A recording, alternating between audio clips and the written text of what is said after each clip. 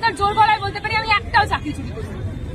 তাহলে আজকে সেই পরিস্থিতি দাঁড়িয়ে যখন আমি দোষী নই, তাহলে তৃণমূলে থাকবো কিভাবে? তৃণমূলে যারা থাকে তাদেরকে দোষ করতে হবে।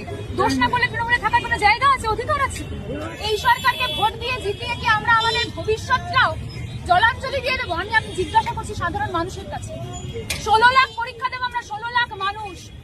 16 লাখের মধ্যে চাকরি পাবো কজন? হাতে গুনে যারা টাকা দিতে পারবে এই সরকারকে, হয়তো তারা। আর তাদের জন্য যারা খেটে চাকরিটা পাবে, শ্রম দিয়ে লিখে চাকরিটা পাবে, আবার একটা রায় বেরোবে, সেই রায়তে সবার চাকরি থাকবে। যদি এই সরকার ক্ষমতায় থাকে, তার মানে ধরে নিন আমরা 15 বছর অলরেডি শিক্ষাগত জায়গা থেকে 15 বছর পিছিয়ে আছি।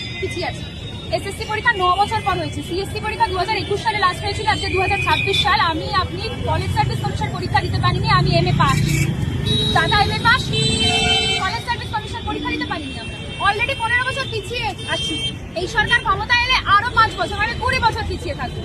এই সরকারকে ভোট দিয়ে জিতিয়ে কি আমরা আমাদের ভবিষ্যৎটাও জলাঞ্জলি দিয়ে দেবো? আমি জিজ্ঞাসা করছি সাধারণ মানুষের কাছে। 16 লাখ পরীক্ষা দেবো আমরা, 16 লাখ মানুষ।